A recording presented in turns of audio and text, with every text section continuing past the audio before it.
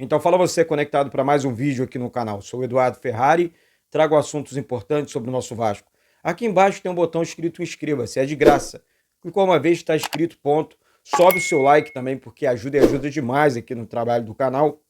E habilite o sino das notificações. Bom, gente, eu vou dividir os assuntos por partes aqui, tá? Para tentar pontuar, pedindo sempre a sua opinião, sabe? Além dos assuntos, né? Tem a questão do campo, né? Assuntos extra-campos que eu quis dizer aqui.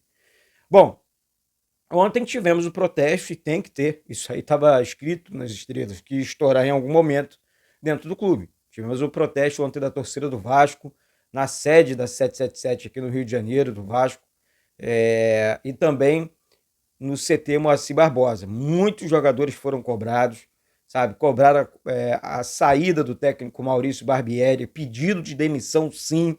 Tá? Tem que parar de ficar passando pano. A torcida exige a saída do Maurício Barbieri, que não deu resultado, não está funcionando na frente do Vasco. A torcida está cobrando e ponto. Não tem que ficar de mais na internet, tem que falar a verdade. A torcida pediu ontem a demissão do Barbieri, ponto. A torcida pediu a demissão do Paulo Brax. A torcida pede a demissão do Luiz Melo, de toda a comissão da 777 que foi contratada e que não estão funcionando, não está dando resultado. Um não dá resultado no campo e os outros não estão dando resultados administrativos, na parte administrativa, porque o aporte da 777 foi feito. E isso não tem nada a ver com a venda do Andrei Santos. Não tem nada a ver. O Andrei Santos foi vendido e ainda foi parcelado, por conta de gestões passadas que não souberam fazer um contrato com o garoto. E o Vasco só vendeu o Andrei Santos por um milagre. Foi um milagre. Agora os caras estão cobrando, eles estão sendo cobrados, estão cobrando resultados também. Tá certo? Não tô aqui para defender nem lado A, nem lado B, tô aqui para defender o Vasco. Eles precisam se acertar, eles precisam se virar, eles precisam mudar para o Vasco continuar. Porque a torcida vai cobrar e a torcida vai cobrar ainda mais. Tá? Por quê? Realmente, o que o Fabinho falou ontem, ingresso caro, time totalmente desorganizado, sem comando. Ah, o Barbieri vai mudar o time? Pô, tem que mudar o time. Para que o Capasso foi contratado? Por que o Orejano foi contratado? Olha, existem, e assim, são jogadores, só para pontuar isso aqui, que estão pedindo passagem, treinando muito bem. Foram destaques. Ah, Eduardo, mas não são craques. Não é aquele jogador que a torcida queria e tudo mais. Tudo bem, gente.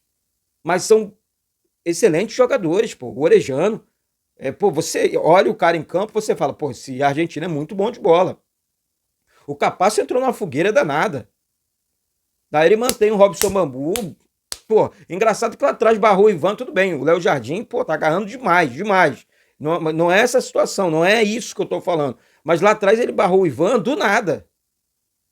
Vocês estão entendendo? Ele coloca, ele barrou o Rodrigo tava evoluindo, lembra? Naquele jogo contra o Flamengo? De repente ele saca do time o Rodrigo e lança o Galarza do nada. Agora tudo bem, eu acho que o Galarza tem que ser, eu acho, tá? Essa é a minha opinião. O camisa 5, jogador de marcação. Vou passar para você aqui o time que eu, Eduardo, escalaria. Antes de eu falar sobre o time, eu só quero pontuar duas coisas aqui. Primeiro, quero parabenizar o técnico do Fluminense hoje, Fernando Diniz.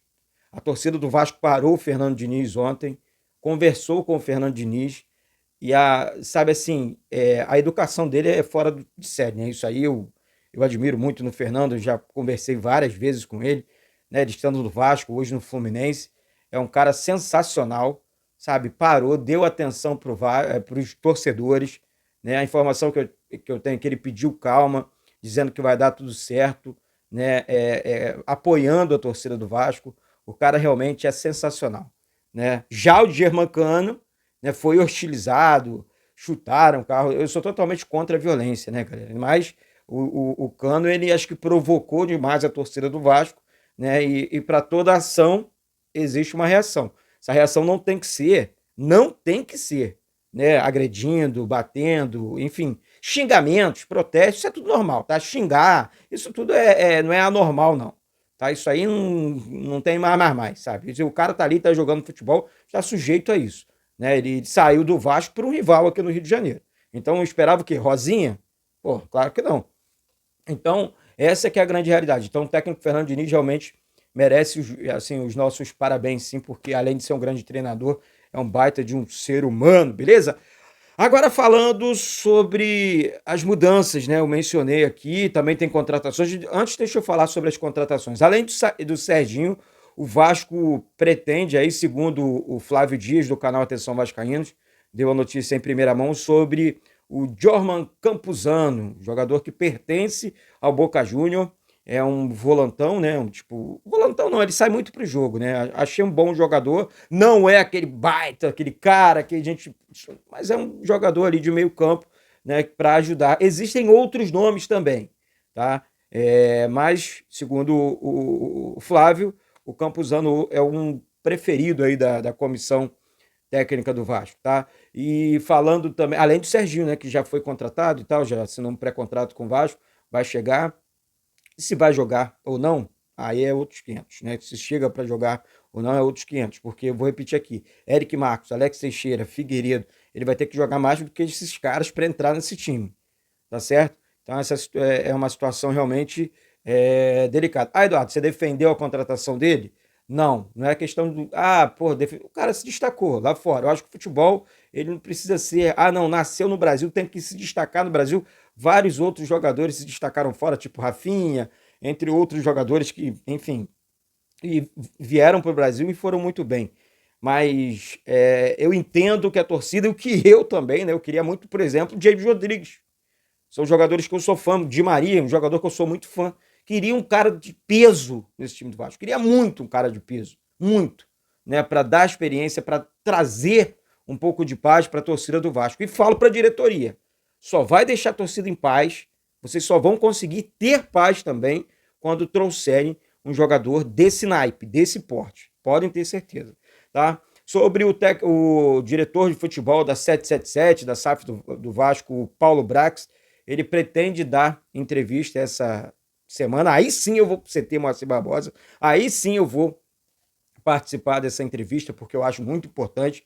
Temos perguntas para fazer, sabe? E aí esclarecer, para que ele possa, né, esclarecer algumas dúvidas que o torcedor tem, né? Principalmente sobre a SAF, sobre a 777, sobre contratações, sobre o que vem acontecendo na parte administrativa, né? Sobre o Luiz Melo, sobre o Maurício Barbieri.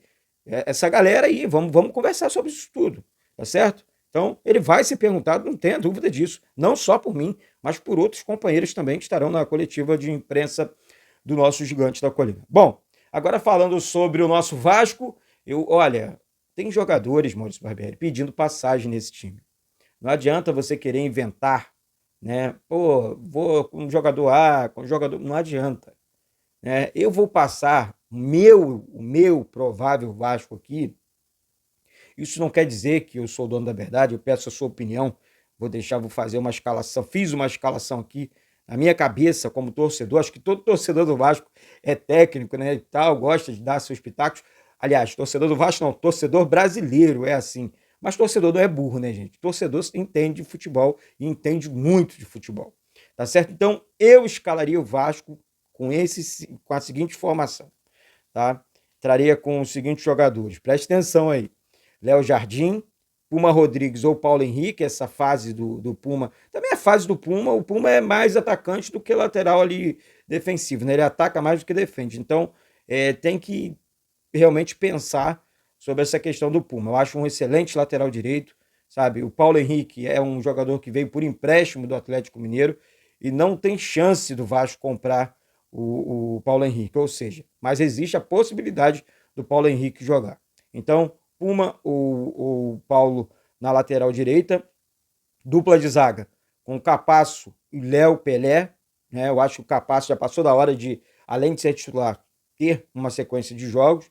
Léo Pelé não sai desse time de jeito nenhum, um dos melhores jogadores do Vasco. E na lateral esquerda, Lucas Piton. No meio campo, preste atenção o que eu faria. Hoje o Galarza né? Ele, claro, ele se destacou, ele vem se destacando, fez um golaço, jogou bem.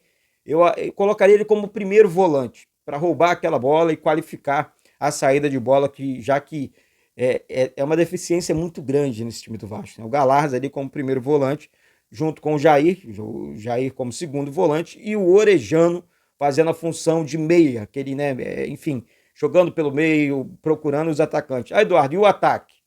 Gabriel Peck, aberto pelo lado direito, Eric Marcos pelo lado esquerdo, e o Alex Teixeira como falso 9. Um ataque mais rápido, mais habilidoso.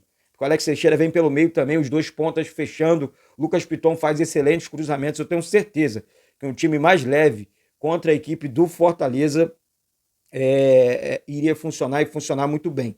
Eu escalaria esse time. Mais uma vez, deixa a sua opinião aqui embaixo. Eu acho que ficaria um time mais leve, um time compactado, né? Um time, pô, vou bem na defesa e bem no ataque, né? Ganho na defesa, a bola passa redonda pelo meio e chega redonda no ataque, tá certo? E principalmente para esse jogo difícil contra a equipe do Fortaleza, o Vasco precisa voltar a vencer no Campeonato Brasileiro para voltar também a subir na tabela de classificação. É a 8ª rodada, mas o Vasco está no Z4, na zona de rebaixamento, só apavora o torcedor vascaíno. E é isso, galera. Daqui a pouco eu volto com essas e outras informações do nosso Gigante da Colina. Mais uma vez, se inscreve aqui embaixo, deixe seu like, vem comigo, porque isso aqui é muito Vasco da Gama. E é claro, muito obrigado a Deus em primeiro lugar e a você aí do outro lado que apoia, gosta e ama o canal Vasco Connection, tá certo? Um beijo no coração de todos vocês, um beijo na cruz do clube mais amado do planeta Terra e saudações vascaínas.